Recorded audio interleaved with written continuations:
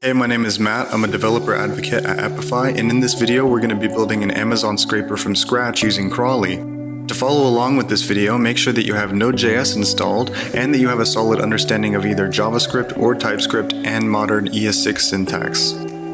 Before we write any code though, let's take a look at the Amazon website to understand how it's structured and how it works. We can use this URL to access the results page of any keyword on Amazon. When we visit the page and click on one of the products, we can gain access to its offers by clicking the Other Sellers button.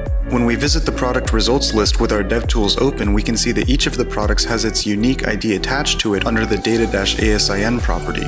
We can use this property later on to scrape each product. Then, with the Network tab open, when we click the Other Sellers button to view all the offers, we can see that a request is made to this URL. When we visit this page, it's extremely ugly, but perfect for our use case because it's statically generated and includes all of the offers for the product. So our goal with this scraper is to scrape all the offers for each product on the first page of results on Amazon for iPhones. Alright, now we're ready to write some code. We'll initialize our project using the npx crawlee create command, and then we'll choose the Cheerio crawler template since we know that we can access everything through static HTTP requests.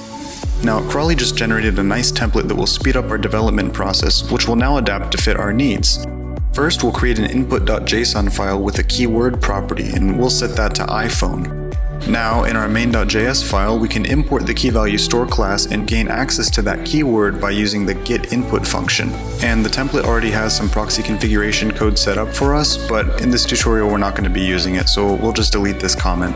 Now we'll add our initial request to the crawler inside the crawler.run function, and we're going to pass it the URL we used earlier to gain access to the results page on Amazon, except we're going to plug in our keyword from the input. We're also going to label it so that we can distinguish this request from other requests, and then also pass the keyword into the user data so that it can be accessible in the handler for this request. And inside of routes.js, we'll just go ahead and delete these boilerplate route handlers and add our own default one. By the way, the purpose of our routes.js file is to keep our route handlers separate from our crawler configuration. You can, in theory, define all of your routes in one function or in one file, but it can get really messy really quickly. So it's absolutely recommended to use the routes.js file to define your route handlers. First, we'll create a handler to handle any requests that have been labeled with the start label. Then, within the handler, we can gain access to the request object that contains our user data we passed into the request earlier. This user data contains our keyword. Now let's grab the Cheerio API object and use it to select all of the products on the results page. Then we'll loop through all of the products that we just selected and grab the title element of each one. Finally, we need to parse the URL to the products page so that we can scrape its description. But instead of typing https://amazon.com again, we're going to go ahead and actually create a constants.js file and create a base URL constant that holds this value that we can use everywhere in our project. And we'll also go ahead and create an object for our labels, start, product, and offers, so that now we can use the properties of this labels object instead of literally typing out the string of start or product or offers. And now that we have these constant values defined, we can import them and replace any instance of them in our project with the constant instead. And now back in our handler, we can parse the URL of the products page and then use it to add a request to the crawler. We're going to label this one with the product label and pass in a data object within the user data. This data object contains the title, the ASIN, the item URL, and the keyword passed in previously. All of this data will be available to the product handler. Then within our product page handler, we'll follow a similar pattern by pulling the data object from the user data of the request and then grab the Cheerio API object. We'll use the Cheerio API here to grab the element for the product's description and then immediately create an offers page request for that product. The URL here is based on the URL we found in the network tab earlier, except we're plugging in the ASIN of this specific product. We'll give the request the offers label so that it can be handled by the offers handler that we're going to create in just a minute. Then finally, in the user data, we'll pass in a new data object that contains all the properties of the previous one plus the product's description.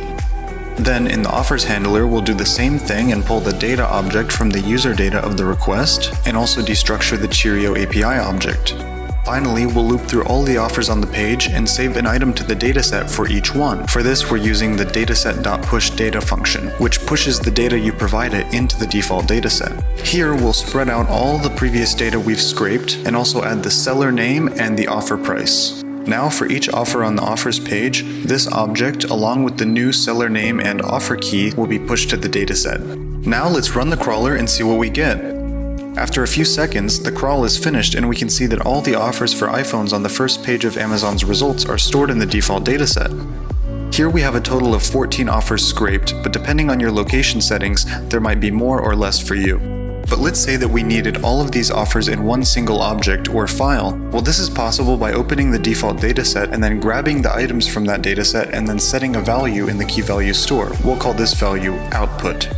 And now when we run the crawler again, we can see in the key value store that there's an output.json file that contains all of our scraped offers in one file. This tutorial just scratches the surface of what Crawlee can do, and we are planning on making more. So feel free to leave your feedback and ideas for future videos in the comments below.